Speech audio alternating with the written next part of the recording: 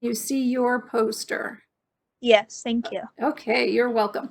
And again, folks, if it's hard to see because it's like a bigger poster, you can pan and zoom the screen that I've shared with you. So hopefully people have been able to make it more readable where the font is small. So I just want to start this little background about this project. Um, this one is a little near and dear to me only because um, Emily and her partner, one of her partners, uh, currently go to my high school alma mater, Griswold High School. So when I got to go and join them out uh, when they were doing their park cleanup, it was just pretty cool to be back in that area and just to see something um, really kind of exciting come out of an area that I'm super familiar with because that's where I grew up. So take it away, Emily. So when I was working with my partner, some things is what we designed. I haven't been in contact with either one of them for quite a while, Mm-hmm. but we did decide to create a cleanup for a local park in our community, the Veterans Park that we have that has a lot of memorials for the veterans and things like that. Just because for a while it hadn't been taken care of and a lot of garbage had collected and overgrowth had collected. And we also wanted to create a community garden that we can hopefully connect to the youth center. We're still working on doing that. So we just first had to go to the town hall and ask for permission to like alter the park grounds and things. So there was a couple meetings where we were doing that.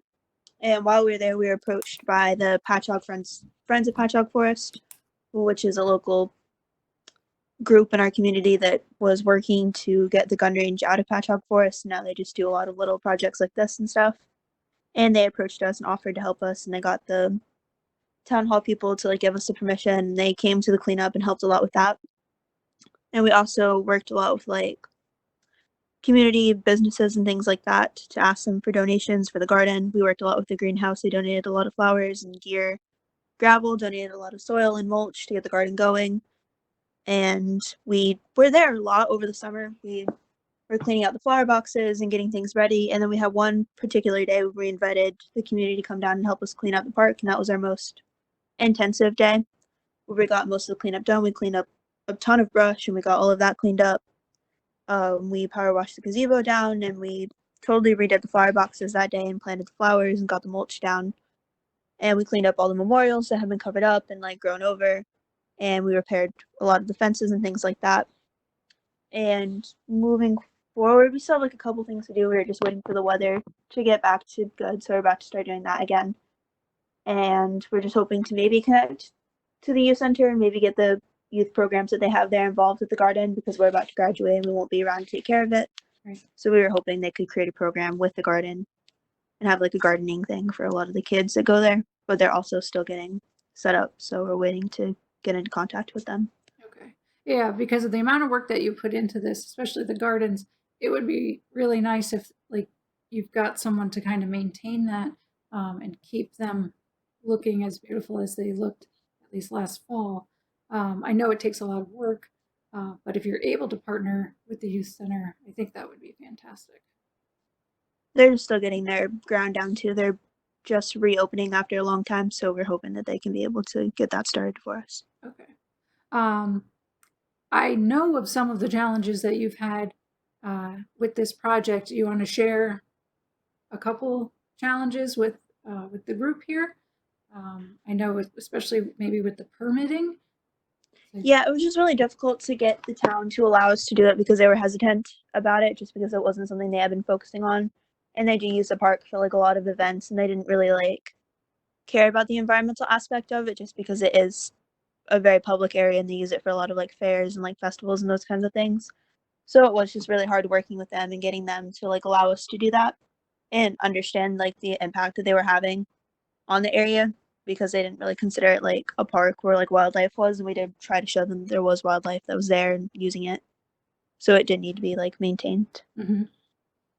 I know with the cleanup efforts, there was an awful lot of poison ivy that got uh, cut and trimmed back, and some other pretty, just really overgrown vegetation, and that got what happened to that? That got put in a dumpster and then someone hauled that away? And do you know where it? I don't know exactly. I know that some people came and took some of it for fires in the area. Oh, But I did like inform them that some of it was poison ivy and poison oak and things that didn't need to be like contacted yeah, with. yeah. But I know eventually the town did come down and take it, Oh, and we okay. were in contact with them about getting that moved out of the way too. Okay. I wish you had a photo so people could see the difference, especially in the gazebo, I thought, after it was power washed and like I mean, it looked like a brand new gazebo. Did it Yeah, get repainted also, or was that just from the power washing? we are.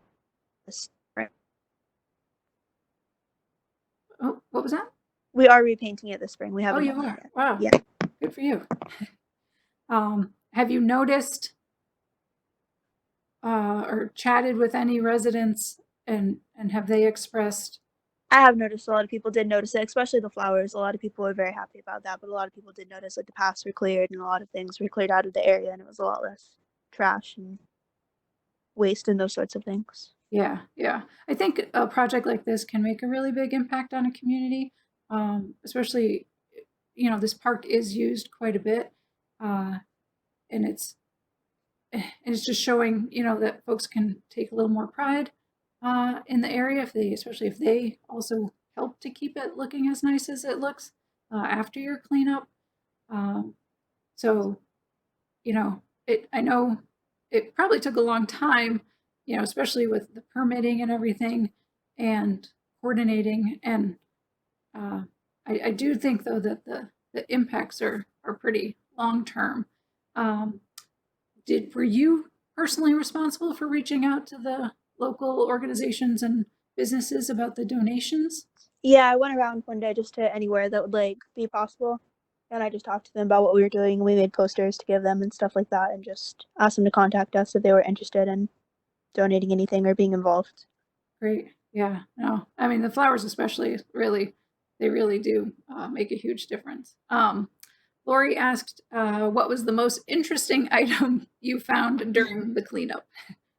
I think it was just a lot of really random trash. There was a lot of like alcohol bottles and like cigarette butts, but there was a lot of broken glass and those sorts of things too. Okay. And I you think were, we found a diaper somewhere, which was really oh, gross, wow. but Yeah, that is. that's different, I guess. I would categorize that as interesting. Yes.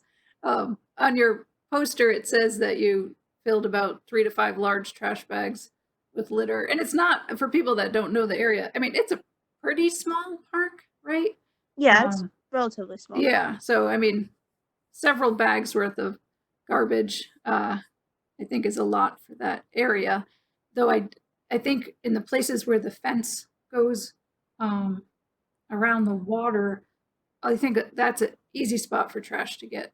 Yeah, a lot of it collected around the fence and Right. close to the water under the gazebo. There was a lot. Oh, right. Yep. Tyler asked if it was easy to get local businesses to help.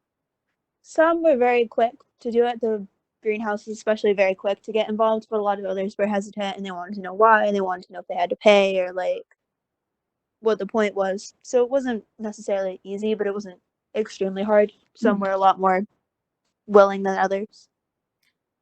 Probably helped your communication skills Yeah. to reach out and talk. Asking a business, for a donation, it takes a lot of courage. So good for you.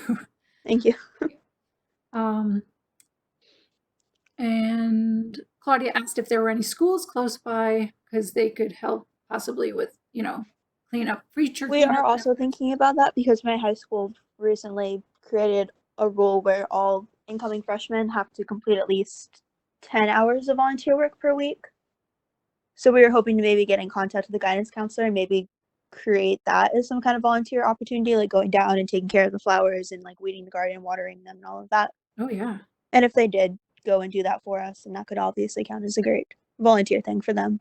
Yeah, everybody wins, right? Yeah. Oh, fantastic. Okay. Thank you so much again. It's a Saturday. I'm sure there's other things you'd rather be doing, but I appreciate you coming and sharing your project with everybody. And